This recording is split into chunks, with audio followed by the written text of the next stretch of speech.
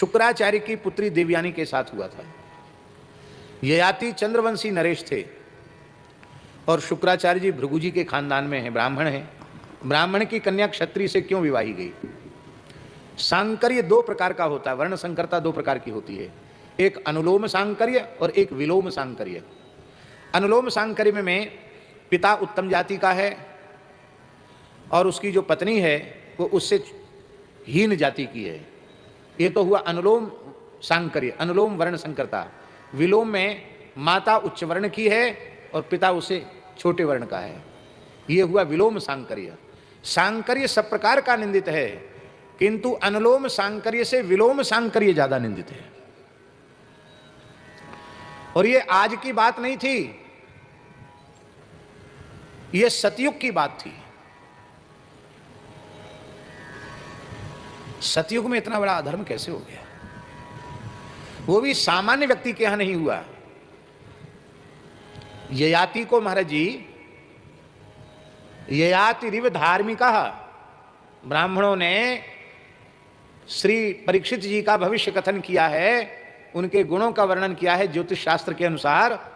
तो ब्राह्मणों ने कहा है युधिष्ठिर से, हे युधिष्ठिर, ये तुम्हारा कुल दीपक परीक्षित ययाति के समान धर्मात्मा होगा। ययाति परम धर्मनिष्ठ थे, धर्माचरण में उनकी बड़ी भारी श्रद्धा थी। ययाति की धर्मशीलता को ठीक से समझना हो तब पद्म पुराण में ययाति की धर्मशीलता के प्रकरण को पढ़ना चाहिए। ययाति के राज्य में लोग पाप की परिभाषा भूल गए थे। दंड विधान केवल ग्रंथों में सुरक्षित रह गया था, कोई अपराध ही नहीं करता था तो दंड कैसे होगा? कोई व्यक्ति ययाति के राज्य में नरकगामी नहीं होता था, क्योंकि शास्त्र विरुद्ध कोई आचरण ही नहीं करता था। आप सोचो कितने धर्मात्मा थे। दशों दिशाओं से भगवान नाम की ध्वनि सुनाई पड़ती थी, इतना पवित्र वातावरण था ययाति के राज्य में। उन धर्मनिष्ठ ययाति ने ऐसा क्यों कर लिया? इसके पीछे लंबी कथा है महाभारत में, उसको हम बहुत संक्षेप से कह रहे हैं। देवगुरु बृहस्पति, उनके पुत्र का नाम था कच। कच बड़े जितेंद्रिय थे, बड़े धर्मशील थे। एक बार देवताओं ने गुरुपुत्र कच के चरणों में जाकर प्रणाम किया और बड़ी दीन भाव से प्रार्थना की, हे गुरुपुत्र, हम देवताओं को तुम विपत्ति के समुद्र से उबार लो। कहा क्या बात है? Introducing the Redmi Note 15.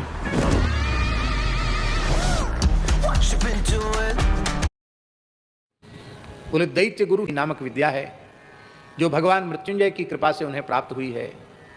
वे मरे हुए दैत्यों को जीवित कर देते हैं और आसुरी शक्तियां सदा प्रबल बनी रहती हैं, दैवी शक्तियां वो बहुत नीचे जा रही हैं। हम लोग दैत्यों से विजय प्राप्त ही नहीं कर पा रहे हैं। पुराना समय महाराज जी कितना अच्छा था कि ये सब जानते थे कि पढ़ने के लिए तो कोई जाएगा तो उसको पढ़ाने के लिए कोई आचार्य मना नहीं करता था।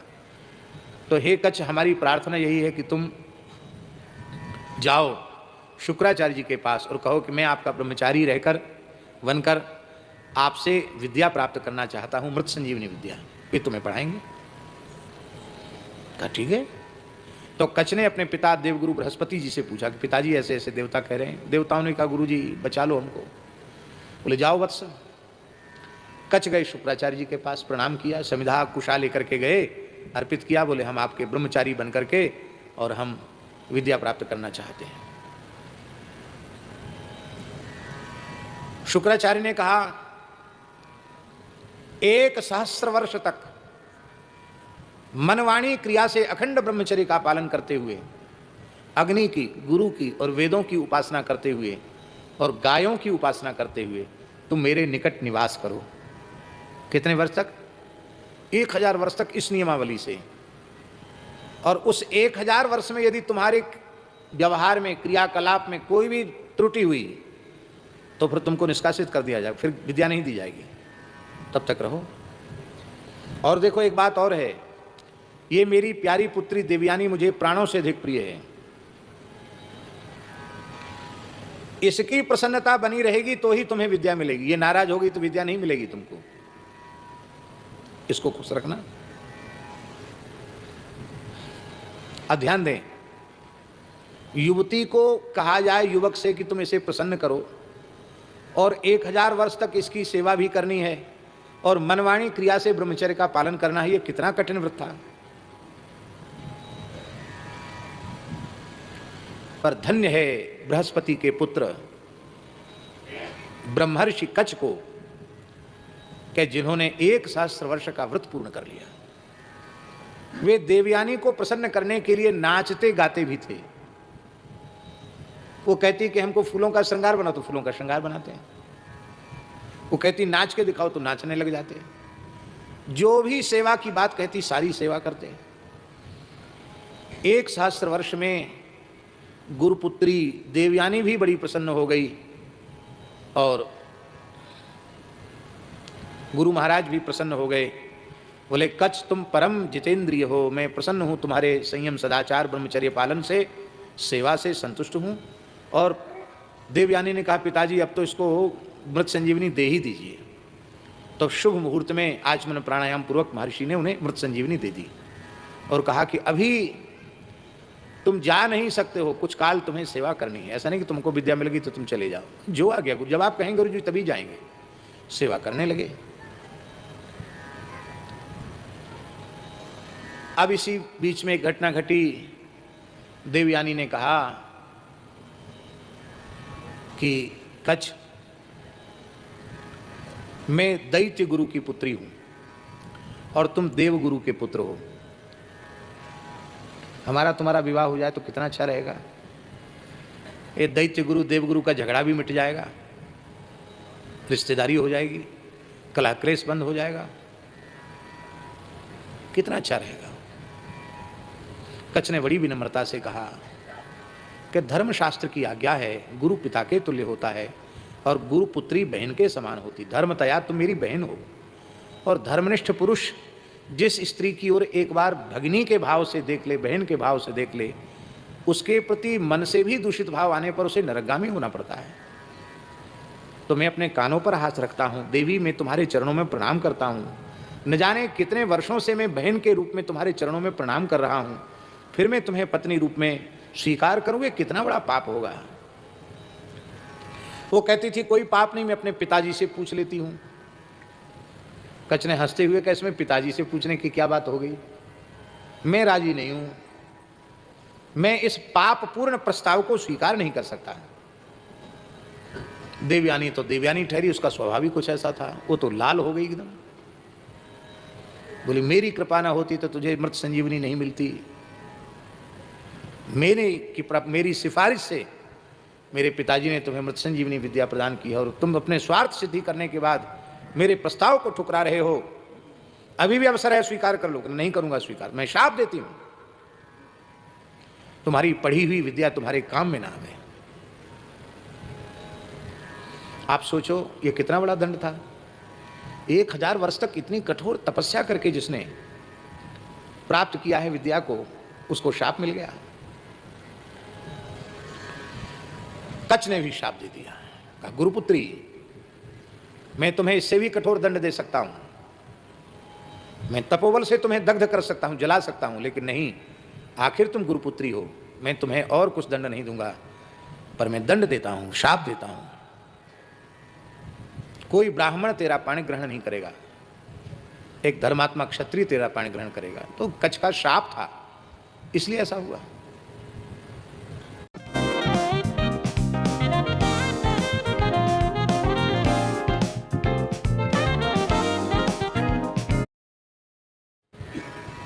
शर्मिष्ठा दानवराज वृषपर्वा की पुत्री थी।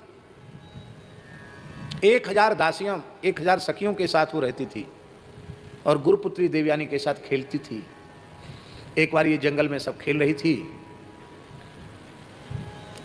एक सरोवर में स्नान किया, अपने शरीर के कपड़े उतार उतार कर बाहर रख दिए और भगवान शिव नंदीश्वर पर विराजमान होकर जगदम्बा पार्वती के सहित वहां से निकले। यह सब देव योनि की तो है ही हैं, शंकर जी का दर्शन उन्होंने कर लिया। तो भगवान शिव की मर्यादा रखने के लिए दौड़कर इन लड़कियों ने अपने अपने वस्त्र पहने, धोखे से शर्मिष्ठा ने देवयानी के कपड़े पहन लिए। देवयानी बाहर निकली, बोले हमारे कपड़े कैसे पहन लिए? उसने कहा हड़बड़ी में ये मुझसे भूल हो गई, मैंने जानबूझकर नहीं पहने हैं। आपत्ति काले मर्यादा नास्ति, आपत्ति काल है, हमने पहन लिए, तुम हमारे पहन लो। अरे मैं तेरे कैसे पहनूंगी? तू दानवराज की बेटी में ब्रह्मर्षि शुक्राचार्य की बेटी, मैं तेरे कपड़े कैसे पहनूंगी? उसने कहा मैं अपने पहन लेती हूँ, तेरे उतार देती हूँ। जैसे कुतिया, ये हम अपने मन से नहीं बोले, महाभारत में लिखा है। वो कहती है देवयानी, माताएं बुरा नहीं माने, इनमें जब झगड़ा होता तो ऐसे ही होता है, तू कुतिया है, तू अमुक है, तू तमुक है, ऐसे बोलने लग जाती माताएं गुस्सा में आके। तो वो भी बोल रही है। देवयानी कहती तू कुतिया है। कुतिया जैसे पुरोडास को खा जाए तो देवताओं के योग्य नहीं रहता, ये ऐसे ही तेरा पहना हुआ कपड़ा मेरे योग्य नहीं है। वो भला क्यों सहन करने वाली थी? वो तो राजा की पुत्री थी, दानवराज की पुत्री थी। उसने कहा अरे चल चल रहने दे, बकबक करती है। मेरे बाप के दरबार में तेरा बाप मेरे बाप की स्तुति करता है, जय जयकार करता है। जैसे भाट गाते ना राजाओं का यश, ऐसे हमारे पिता का यश गाता है तेरा बाप। मेरे पिता को कुछ प्रसन्नता होती तो कुछ भेड़ दक्षिणा दे देता, उससे तेरा गुजारा हो रहा है, तेरा और तेरे बाप का। चली है बड़ी बनने बहुत बड़ी बन रही है। कहा सुनी हो गई, बात ही बात करस बढ़े आई, हाथापाई हो गई। वहीं एक कुआं था, उस कुआं में शर्मिष्ठा ने उसे धकेल दिया। उसकी सहेलियों ने भी सहयोग किया, देवयानी अकेली पड़ गई। और कुआं में धकेल करके देवयानी को, निर्वस्त्रा देवयानी को कुएं में धकेल करके ये सब लौट के आ गए। देवयानी लौट के शुक्राचार्य के निकट नहीं पहुंची। इधर परम धर्मनिष्ठ महाराज ययाति मृगयार्थ जंगल में आए थे। उन्हें प्यास लगी, उन्होंने देखा कि कुआं है तो जल निकाल कर कुछ जल पीऊं। तो उन्होंने झांक कर देखा तो अरे बड़ा आश्चर्य है, अपने शरीर की कांति से पूरे कुएं को जगमगाने वाली एक अपूर्व सुंदरी कन्या, जिसका शरीर केसर के वर्ण के जैसा है, ऐसी एक कन्या कुएं में हाथ पैर हिला रही है। कई घंटे हो गए थे हाथ पैर हिलाते हिलाते, तैरते हुए। तो इस कन्या को मुझे निकालना चाहिए। आपने अपना दुपट्टा नीचे किया, दुपट्टे से खींचा, फिर हाथ पकड़कर उसको बाहर निकाला। देवयानी ने कहा कि आज के पहले किसी भी पुरुष ने मेरा हाथ नहीं पकड़ा है, आज पहली बार तुमने मेरा हाथ पकड़ा है, इसलिए अब तुम ही मेरे पति हो। मैंने तुम्हारा पति रूप में वर्ण कर लिया। ययाति की धर्मशीलता देखिए महाराज जी। देवयानी उस समय की पृथ्वी की श्रेष्ठतम सुंदरियों में से थी। पृथ्वी की, इस धरती की श्रेष्ठतम सुंदरियों में से थी देवयानी। और ऐसी देवयानी, उस देवयानी को इस अवस्था में देखकर भी परम धर्मात्मा ययाति के मन में विकार उत्पन्न नहीं हुआ। एकांत अवसर हो, इस अवस्था में किसी विकारी पुरुष के चित्त में कैसे विकार नहीं जगेगा? पर इतना सुनते ही उन्होंने कान पर हाथ रख लिया और उन्होंने कहा, देवी, ऐसे किसी विपत्ति में पड़ी हुई स्त्री का कोई हाथ पकड़ ले तो हाथ पकड़ने मात्र से वह पति नहीं होता। कोई आग में जल रही है और जलती हुई आग में से कोई किसी कन्या को, स्त्री को हाथ पकड़ के निकाल दे तो क्या हाथ पकड़ने से उसका पति हो गया? जल में डूब रही है, डूबती हुई को निकाल ले तो क्या हाथ पकड़ने से पति हो जाएगा? अरे हाथ पकड़ने की एक शास्त्रीय विधि है। मंडप के नीचे वैदिक पद्धति से जब कन्यादान होता है, हाथ में हाथ दिया जाता है, तब होता है। तुम पहले अपना परिचय दो। मैं दैत्य गुरु शुक्राचार्य की पुत्री देवयानी हूं। ययाति ने कहा, तब तो बिल्कुल संभव नहीं है, मैं क्षत्रिय हूं, तुम ब्राह्मण कन्या हो। कहा नहीं, मुझे देवगुरु बृहस्पति के पुत्र का शाप है, आप ही मेरे पति हैं। ययाति ने कहा, फिर भी मैं स्वीकार नहीं कर सकता। क्यों? क्योंकि क्षत्रिय कन्या स्वयंवरा हो सकती है, ब्राह्मण कन्या नहीं। तुम अपने पिता से पूछो, अन्यथा तुम्हारे पिता मुझे शाप से जला डालेंगे। देवयानी ने अपने पिता को कहा। देवयानी ने अपने पिता शुक्राचार्य जी के पास जाकर सारी घटना सुनाई और रोते हुए कहा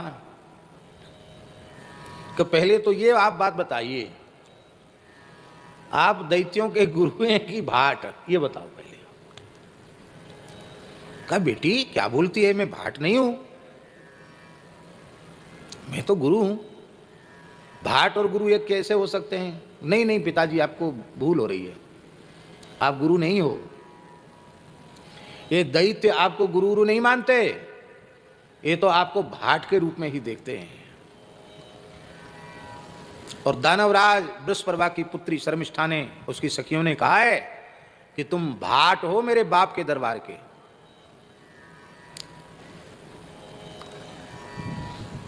शुक्राचार्य जी बड़े दुखी हो गए।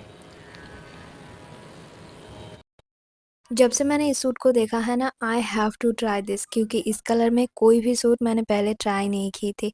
और जब मैंने उठा लिया अपना कमंडल, अपना मृगचर्म, बोले मैं भाट तो नहीं हूं, आज ही दैत्यों के गुरु पद से इस्तीफा देता हूं, त्याग पत्र देता हूं। चलो बेटी, सब छोड़ दो यहीं, इन दानवों ने जो सुख सुविधा दे रखी सब छोड़ दो यहीं, सब छोड़ के चल पड़ी। इसको कहते त्याग। दानवराज बृहस्पति को पता चला, दौड़ा हुआ आया, चरणों में पड़ गया, बोले गुरुजी क्यों जा रहे हो? बोले मैं नहीं रह सकता। का बच्चों की लड़ाई है, बड़ों को इतना उसको गंभीरता से नहीं लेना चाहिए, बच्चे आपस में लड़ झगड़ लेते हैं, कोई बात नहीं है, आप हमारा त्याग न करें।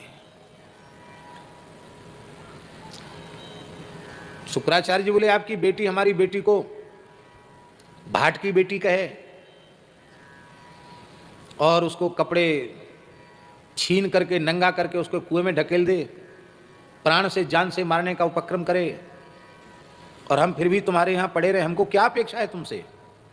हम नहीं रह सकते। बृहस्पति ने कहा मैं अपनी बेटी के दोष को अपने सिर पर लेता हूं, आप मुझे प्रायश्चित बताइए। ये बात सुनकर शुक्राचार्य जी ठंडे हो गए। उन्होंने कहा कि मैं नाराज नहीं हूं, तुम तो बड़े भक्त हो, विनम्र हो, लेकिन मेरी बेटी नाराज है, मैं बेटी को दुखी नहीं रख सकता, मेरी बेटी को प्रसन्न कर लो तो मैं रह जाऊंगा। बस परवाने में गुरुपुत्री के चरण पकड़े, बोले जो कुछ मेरी बेटी ने कहा है मैं उसके लिए क्षमा प्रार्थी हूँ, मेरी बेटी क्षमा प्रार्थी है, उसको ले आऊँ कहो तो। आप ऐसा मत करो, दैत्यों का विनाश हो जाएगा। शर्मिष्ठा किसी प्रकार से राजी ही नहीं थी। तब बृहस्पति ने कहा कि मैं शरण में हूं तेरी, मेरे ऊपर कृपा करो देवी, बचाओ हमारे खानदान को, प्रायश्चित बताओ। देवयानी ने कहा कि तेरी पुत्री शर्मिष्ठा 1000 सखी जो उसकी उनकी उनको उनके सहित हमारी दासी बनकर वहां रहे जहां मेरा विवाह हो, जीवन भर दासी बन के रहे, 1000 सखियों के सहित दासी बन के रहे। दानवराज बृहस्पति का मुख सूख गया।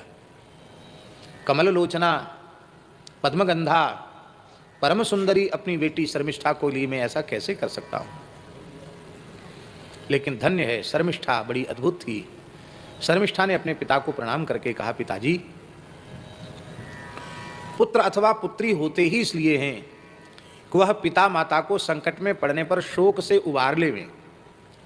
यदि मैं आपको शोक से नहीं उबार सकती हूं तो मैं पुत्री कहलाने की अधिकारिणी नहीं हूं। मैं अपना प्राण देकर भी आपके शोक का निवारण करूंगी, और मुझे कोई इतराज नहीं है। ये ब्राह्मण पुत्री है, मैं क्षत्रिय हूं, क्षत्रिय को ब्राह्मण की सेवा करनी, मैं जीवन पर्यंत दासी बनकर सेवा करने के लिए तैयार हूं। 1000 सखियों के साथ आप दानवों के कुल को बचा लीजिए। देवयानी का विवाह ययाति के साथ हुआ और शर्मिष्ठा 1000 सखियों के साथ दासी बनकर के ययाति के यहां पहुंची। एक समय की बात है, देवयानी के 2 पुत्र हो चुके थे, यदु और तुर्वसु, और शर्मिष्ठा का तो विवाह ही नहीं हुआ था, उसके कोई पुत्र नहीं था।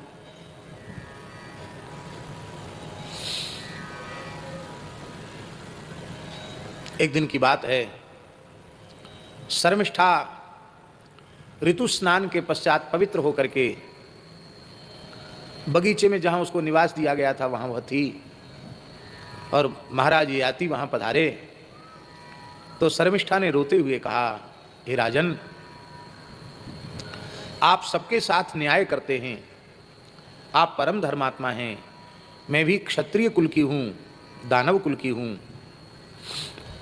राजकुमारी हूँ, मैं दासी बनकर रह रही हूँ, किंतु मेरे सभी ऋतुकाल व्यर्थ जा रहे हैं। क्षत्रिय कन्याएं और क्षत्रिय कुमार, उनको गांधर्व विधि के विवाह करने की शास्त्राज्ञा है। यदि आप इसे धर्म समझते हों तो मैं आपसे प्रार्थना कर रही हूँ, आप मुझे गांधर्व विधि से पत्नीत्वेन स्वीकार करें, जिससे मेरा ऋतुकाल व्यर्थ न जावे। दासी तो हमें जीवन भर बनकर रहना है, मैं रानी बनना नहीं चाहती, दासी ही रहूंगी, और आप स्वीकार करें क्योंकि मैं राजकुमारी हूँ। ययाति ने विचार किया कि इसका प्रस्ताव सर्वथा धर्मानुकूल है। उन्होंने स्वीकार किया, गांधर्व विधि से विवाह किया, और समय समय पर वे वहाँ जाते थे। देवयानी के गर्भ से 3 पुत्र उत्पन्न हो गए। शर्मिष्ठा के गर्भ से 3 पुत्र उत्पन्न हो गए। देवयानी के से 2 हुए थे, यदु और तुर्वसु। शर्मिष्ठा के गर्भ से 3 पुत्र उत्पन्न हो गए, द्रुह्यु, अनु और पुरु। एक दिन महाराज ययाति उपवन में पधारे, बगीचे में पधारे, साथ में देवयानी भी थी, और शर्मिष्ठा के 3 बालक छोटे छोटे खेल रहे थे। उन बालकों को देखकर देवयानी विचार करने लगी, ये बच्चे यहाँ शर्मिष्ठा के पास कहाँ से आए? इनकी शकल सूरत महाराज से मिलती जुलती है, ये बालक बड़े तेजस्वी हैं। यदि ये कहीं बाहर से आए हैं तो महाराज से इनकी शकल सूरत कैसे मिलती है? देवयानी वहां पहुंची, उन बच्चों से ही पूछा, बालकों क्या नाम है तुम्हारा? त्रुह्यु, अनु, पुरु, ये 3 नाम है। अच्छा, वाह, बहुत अच्छे नाम है तुम्हारे। तुम्हारी माँ कौन है? बालक तो भोले भाले होते हैं। उन्होंने कहा, ये शर्मिष्ठा की तरफ हाथ करके कहा, ये माँ है। तो तुम्हारे पिताजी कौन है? तो बच्चों ने हाथ करके कहा, ययाति को हाथ करके कहा कि ये पिताजी हैं। इतना सुनते ही देवयानी क्रोध में तिलमिला उठी। देवयानी ने कहा कि तुम बड़े विश्वासघाती हो, दासी को रानी बना लिया, और 1 नहीं 2 नहीं 3 पुत्रों को जन्म दे दिया। मेरे 2 ही पुत्र हुए, इसके 3 पुत्र हो गए।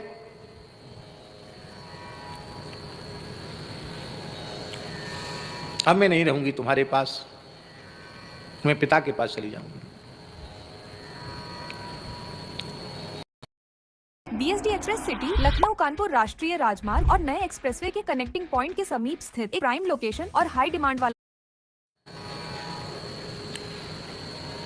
ययाति को समझाना भी चाहते थे, लेकिन उसने वो समझना, देखो समझाना उसे होता है जो समझना चाहता हो। जो समझना ही नहीं चाहता, जिसने निश्चय कर लिया कि हमको समझना नहीं है, उसको क्यों समझाना? इसलिए महाराज जी, समझाना भी उसे ही चाहिए जो समझने की इच्छा रखता हो। इच्छा नहीं रखता हो तो फिर अपनी वाणी को व्यर्थ नहीं करना चाहिए। भैया तेरी जो इच्छा हो तू कर। ययाति समझ गए कि ये समझाने से भी समझने वाली नहीं है, पर हमें भय इस बात का नहीं है कि नाराज होकर जा रही है, इस बात का भय है इसके पिता शुक्राचार्य क्रुद्ध होकर कहीं मुझे और मेरी प्रजा को श्राप न दे दें। इसलिए वो पीछे पीछे देवयानी के हाथ जोड़े जोड़े पीछे पीछे चले गए। पहुंच गए वहां। इधर देवयानी पहुंच गई थी अपने पिता के पास, रोते हुए कहा कि मेरे भाग्य में तो पता नहीं क्या लिखा है, बचपन में ये घटना घटी, और शर्मिष्ठा जो दासी थी वो महारानी बन गई वहां, उसके 3 लड़के हो गए, हमारे 2 ही लड़के हुए। पिता ने देखा बेटी बहुत फूट फूट कर रो रही है। शुक्राचार्य जी ने शाप दे दिया, जिस तेरे पति ययाति ने तेरे साथ छल किया है, विश्वासघात किया है, वो तत्काल वृद्ध हो जाए, उसकी युवावस्था ही नष्ट हो जाए। शुक्राचार्य के कहते ही ययाति वृद्ध हो गए, कमर झुक गई, दांत सब बाहर निकल गए, शरीर पर झुर्रियां पड़ गईं, बाल पक गए, लाठी पकड़नी पड़ी उनको चलने के लिए, इतने वृद्ध हो गए तत्काल। जो परम सुंदर थे वो ऐसी अवस्था में चले गए। बोले महाराज एक बात मैं आपसे पूछूं, आपने हमको बुढ़ा बना दिया, कोई बात नहीं, पर एक बात मैं आपसे पूछ सकता हूं। पूछो कि ये शाप जो आपने मुझे दिया कि तू बुढ़ा हो जा, इससे आपका क्या भला हो गया, प्रजा का क्या भला हो गया, मेरा क्या भला हो गया, और आपकी पुत्री का क्या भला हो गया। महर्षि बोले बात तो तुम सच्ची कह रहे हो, भला किसी का नहीं हुआ, बुरा ही बुरा हुआ। तुम्हारे जैसा धर्मात्मा राजा मिलना मुश्किल है। यथा राजा तथा प्रजा, तुम परम धर्मनिष्ठ हो इसलिए तुम्हारी प्रजा में भी धर्म है, तुम बात सत्य कहते हो। लेकिन अब तो हमारे मुख से वाणी निकल चुकी है, अब उसका एक ही उपाय है कि तुम को हम यह अधिकार देते हैं कि तुम अपने पुत्रों में से किसी एक पुत्र से उसकी युवावस्था मांग लो और अपनी वृद्धावस्था उसे दे दो। ये अधिकार हम तुमको देते हैं। बोले ठीक है। आप आए और आपने अपने ज्येष्ठ पुत्र यदु से कहा कि तुम अपनी युवावस्था मुझे दे दो और मेरी वृद्धावस्था ले लो, क्योंकि राजाओं के कुछ ऐसे धर्म हैं वेदादि शास्त्रों में जिनका उसे अवश्य पालन करना ही चाहिए, पर अभी उन यज्ञों का अनुष्ठान मेरे द्वारा हुआ नहीं है, उन वैदिक धर्मों का पालन मेरे द्वारा नहीं हुआ है जो मेरे द्वारा होने चाहिए थे, और इस जर्जर वृद्ध शरीर से उन धर्मों का पालन संभव नहीं है। दूसरी बात यह है कि हमारे मन में अभी भोगों से वैराग्य नहीं हुआ, तृप्ति नहीं हुई है। तो वैराग्य भी बिना वैराग्य के और फिर वैराग्य का स्वांग रचना इसमें अनिष्ट होता है। इसलिए वैराग्य उत्पन्न होवे भीतर से उसका अवसर विवेकी पुरुष को अपने जीवन में देना चाहिए। मैं जंगल जा सकता हूं लेकिन मेरे भीतर अभी वैराग्य नहीं है। यदु ने कहा पिताजी ये बात हम आपकी नहीं मानेंगे।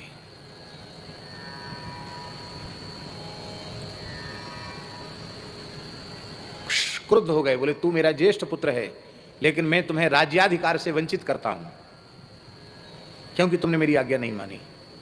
यदु ने कहा भले ही आप मुझे राज्याधिकार से वंचित कर दीजिए पर मैं आपकी बात नहीं मानूंगा। दूसरा शाप दिया, तेरे कुल खानदान में कुछ दुष्ट प्रकृति के, उद्दंड प्रकृति के लोग उत्पन्न होंगे तेरी वंश परंपरा में।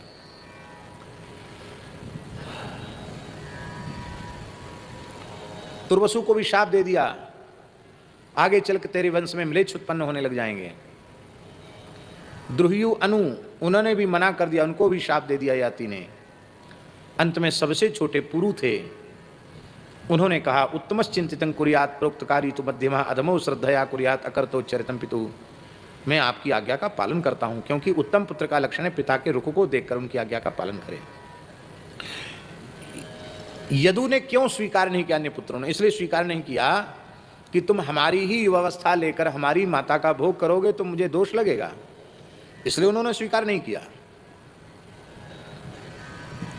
यदु को धर्मशील कहा श्रीमद् भागवत ने, यदोश्च धर्मशीलस्य, धर्मशील कहा उनको।